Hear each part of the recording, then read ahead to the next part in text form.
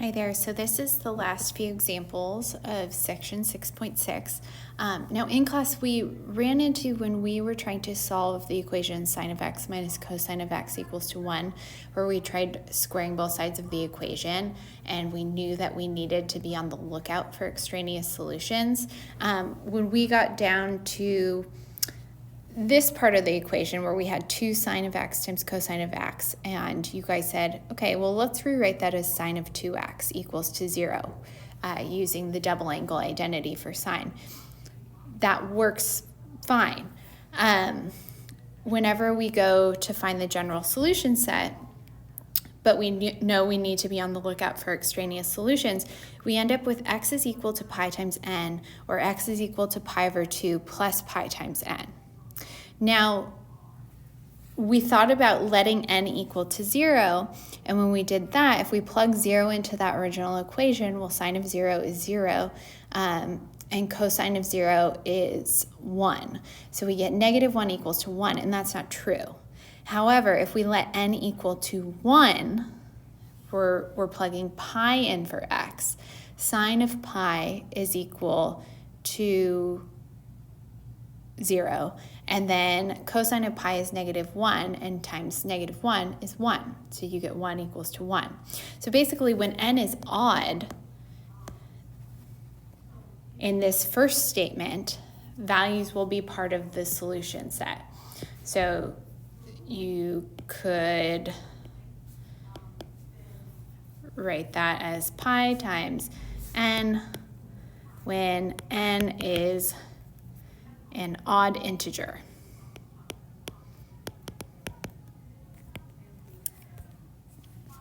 And then over in this other equation, if we let n equal to 0 where we plug pi over 2 in, well, sine of pi over 2 is 1, cosine of pi over 2 is 0, so we get 1 equals to 1. If we let n equal to 1, though, pi over 2 plus pi would be 3 pi over 2. Sine of 3 pi over 2 would be negative 1. Cosine of 3 pi over 2 would be 0. So we'd end up with negative 1 equals to 1, which is not true. So in this case, when n is even, this statement will be true. So if you have x equals to pi over 2 plus pi times n, when n is an even integer,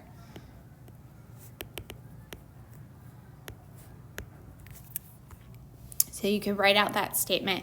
You can also think about coming up with another generalized statement in order to represent those solutions. Now, the reason that you end up having to check an even and an odd value of n, or multiple different values for n, is because these statements, so x equals pi times n and x equals to pi over 2 plus pi times n, don't represent sets of coterminal angles. And the other method that we used, where we were also on the lookout for extraneous solutions, when we got down to 2 sine x cosine x equals to 0, and then we go, okay, well, by zero product property, sine of x equals to 0 or cosine of x equals to 0, and then we just came up with the solution, the general solution set from there. The reason we were able to just think about assigning one value for n to check whether or not each part of the general solution set was actually part of the solution set was because each statement here represents a set of coterminal angles. Whereas up here, when we have x equals to pi times n, or x equals to pi over 2 plus pi times n, where n's an integer, when we're adding multiples of pi, that represents angles in different positions, right, that are pi units away from each other, thinking about your unit circle.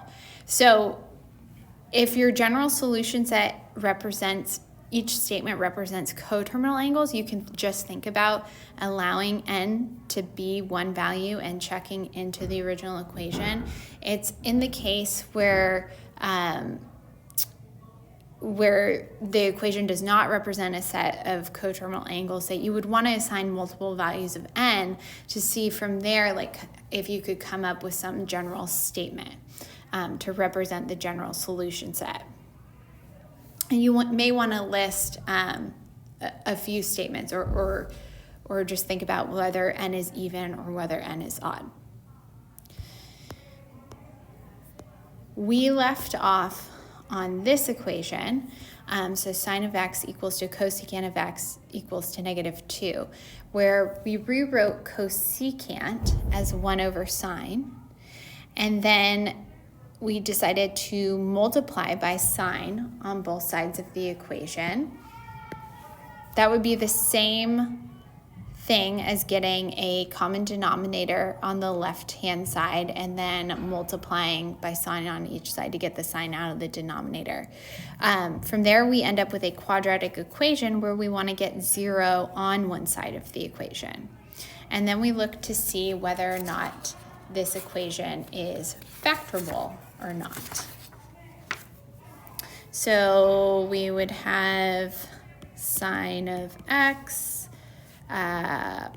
plus 1 times sine of x plus 1 equals to 0. That can also be written as sine of x plus 1 all squared equals to 0. Or since they're the same factor, we can just think about setting, that means that sine of x would have to be equal to -1. So then coming up with the general solution set there, you can either by inspection come up with that statement, or using inverse sine, you'd get x equals to the inverse sine of -1 plus 2 pi n, or x equals to pi minus the inverse sine of -1 plus 2 pi n, where n is an integer. And then simplifying, inverse sine of -1 would be -pi/2. And then pi minus -pi/2 would be 3pi/2, which is actually coterminal with -pi/2. So both of these statements say the same thing, and we can throw one of them out. I'll throw this second one out. But the general solution set of this equation can just be represented as x equals to -pi/2 plus 2 pi n, where n is an element of the integers. Or you could have used the other one, but you just need one of them.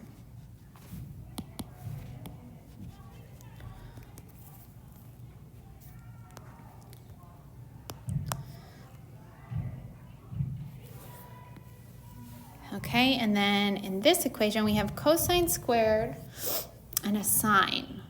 So 3 cosine squared plus sine equals to 3. And we want to be in terms of the same trig function in order to solve. So thinking about the Pythagorean identity, we could rewrite cosine squared as 1 minus sine squared theta. And then distributing the 3,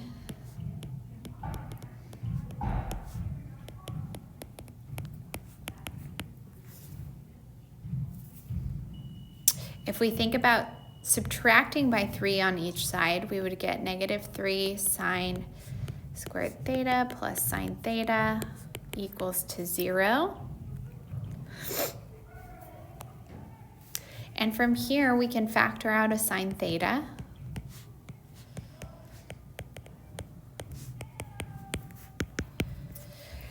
Where we'll have sine theta times the quantity -3 sine theta plus 1. And then by zero product property, we can say that sine of theta equals to 0, or sine of theta equals to positive 1/3. And then coming up with the general solution set for each of those equations, we would have inverse sine of 0 plus 2 pi n, and you can come up with the general solution set using inspection.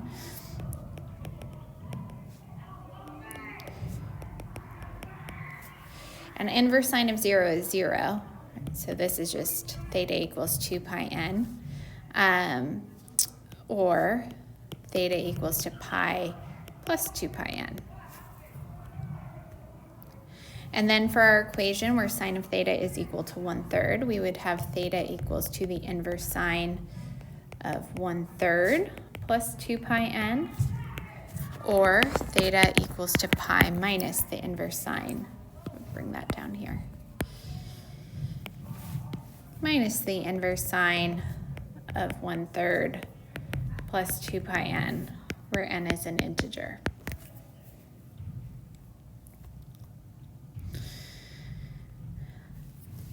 So our general solution set is going to be made up of these 4 statements. So where theta equals to 2 pi n, pi plus 2 pi n, and each of these statements represents a set of coterminal angles. Inverse sine of 1/3, which represents an angle from quadrant 1 since it's the inverse sine of a positive ratio. And then pi minus the inverse sine of 1/3 will represent an angle from quadrant 2, where n is an integer. So here is our general solution set. We do not need to check for extraneous solutions because sine and cosine, we didn't square both sides of the equation. Sine and cosine have the same domains. So this is our general solution set. Oh, one mistake that I made was that I probably should have been in degrees since the interval that we're being asked to solve over is in degrees. So what I'm going to do is I'm going to go back here and I'm going to change 2 pi to be 360 degrees. Pi I'm going to write as 180 degrees.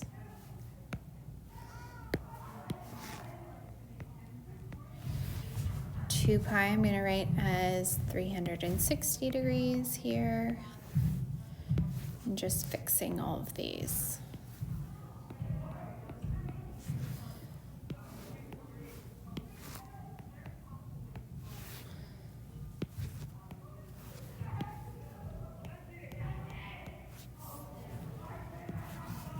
Okay, changing each of these 2 pi's and pi's.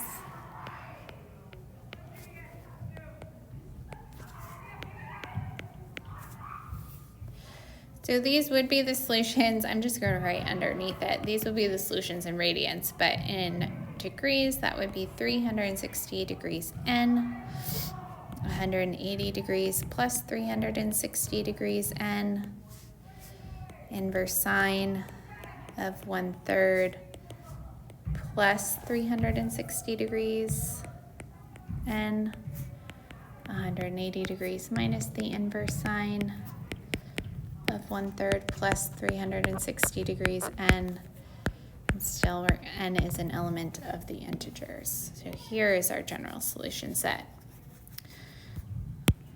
That will be more helpful to us when we're coming up with the solutions from 0 to 360. So theta, using each part of the general solution set, if we let n equal to 0, we would get 0 degrees. If we let n equal to 1 in that first part, we'd get 360, which is not part of the interval. If we let n equal to 0 in the second part, we would get 180 degrees. Inverse sine of 1/3 would represent an angle from quadrant 1, and then 180 degrees minus the inverse sine of 1/3 would represent angle from quadrant 2. And if we let n equal to 1 or 2, 3, we're just going to end up finding coterminal angles that are outside of the interval. So those are our solutions on the interval from 0 to 360 degrees. Okay, and that's the last example. I hope this was helpful.